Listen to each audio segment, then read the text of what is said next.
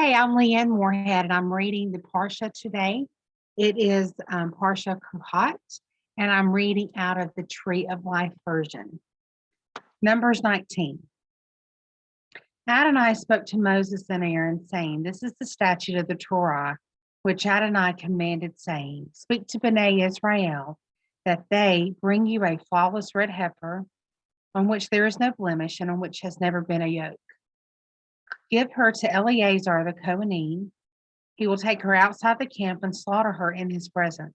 When Eleazar the Kohanim is to take some of the blood on his finger and sprinkle it 7 times towards the front of the tent of meeting.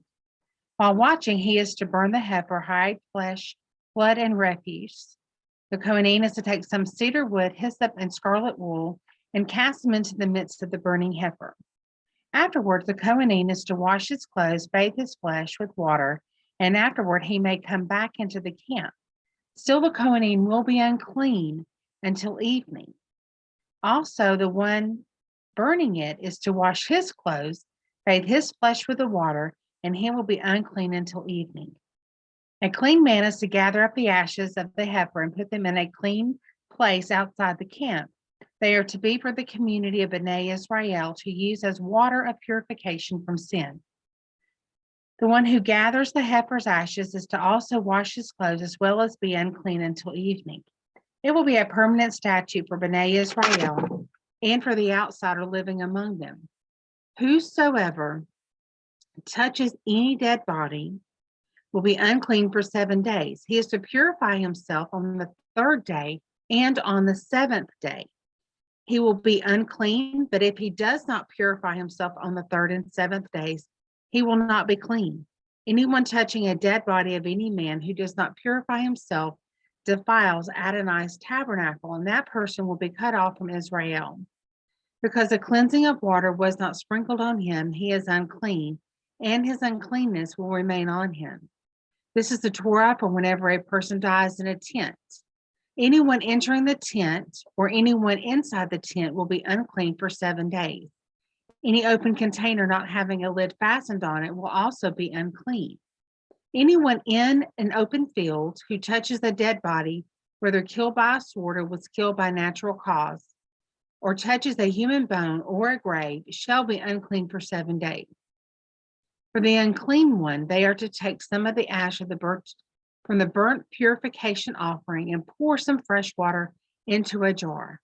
Then a clean person will take some hyssop and dip it into the water and sprinkle it on the tent of all the furnishings, the people who were there, as well as one touching the bone, the one killed, and the corpse or the grave. The clean person will sprinkle the unclean one on the 3rd and 7th days. He is to purify himself on the 7th day, and on the 7th day he is to wash his clothes, bathe himself in water, and in evening he will be clean. However, that man who is unclean but does not purify himself will be cut off from the community. He has defiled the sanctuary of Adonai, since the cleansing of water was not sprinkled on him. He is unclean. This will be a permanent ordinance for them. For the one sprinkling the cleansing water will also to wash his clothes, and anyone touching the cleansing water will be unclean until evening. Anything touched by an unclean person becomes unclean, and anyone touching it will be unclean until evening. Numbers chapter 20. In the 1st month, the entire community of Bnei Israel arrived at the wilderness of Zin, and the people stayed there at Kadesh.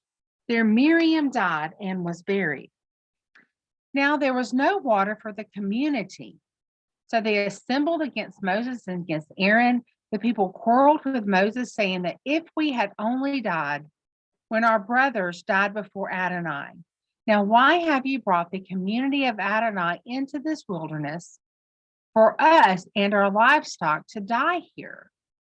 Why have you brought us from Egypt to bring us to this evil place, a place without grain, fig, grapevine, or pomegranate?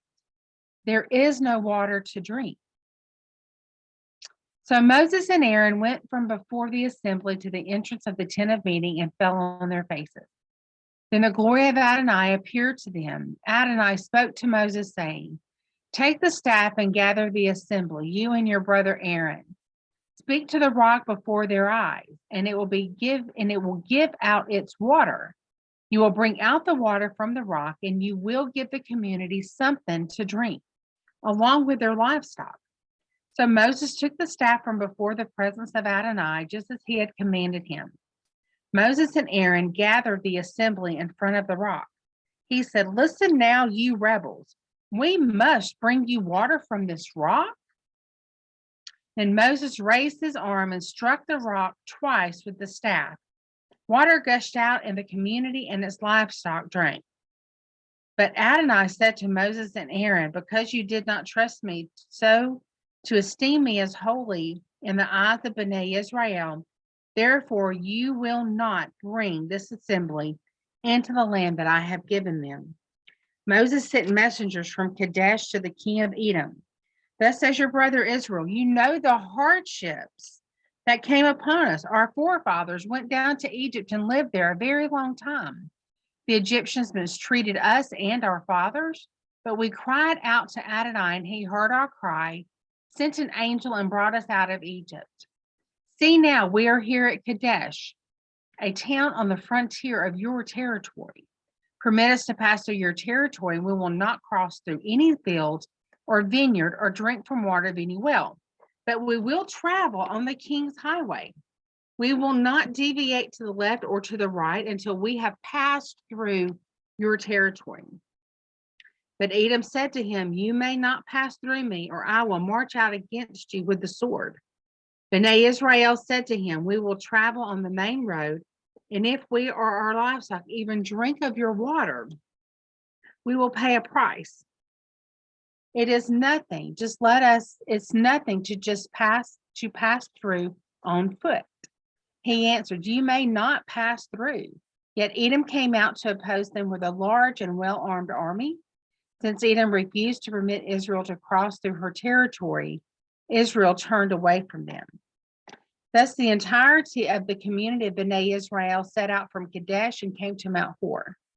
At Mount Hor, near the Edomite border, Adonai said to Moses and Aaron, "Aaron will be gathered to his people, and he will not enter the land for which I have given Bnei Israel, because you rebelled against me, my command at the waters of Meribah. Take Aaron and his son Eleazar and take them up to Mount Hor. Remove Aaron's garments and put them on his son Eleazar. And Aaron will be gathered up, and he will die there." Moses did as Adonai commanded. They ascended Mount Hor before the eyes of the whole community. Moses removed Aaron's garments and placed them on Eleazar, his son. Aaron died there at the top of the mountain. Then Moses and Eleazar descended the mountain. And when they saw that Aaron had died, the entire community mourned for 30 days. Chapter 21. When the Canaanite king of Arad, who lived in the Negev, he heard that Israel was coming along the road to Ephraim. He attacked Israel and captured some of them. Then Israel vowed to Adonai and stated, "If you deliver this people into our hand, we will put their cities under the ban of destruction." Adonai listened to Israel's pleas and delivered up the Canaanites. He put them and their cities under the ban of destruction, so the name of the place was called Hormah. They traveled from Mount Hor along the route to the Sea of Reeds in order to go around the land of Edom. The spirit of the people became impatient along the way. The people spoke against God and Moses. "Why have you brought us up from Egypt to die in the wilderness? Because there is no bread, no water, and our very spirits detest the despicable food."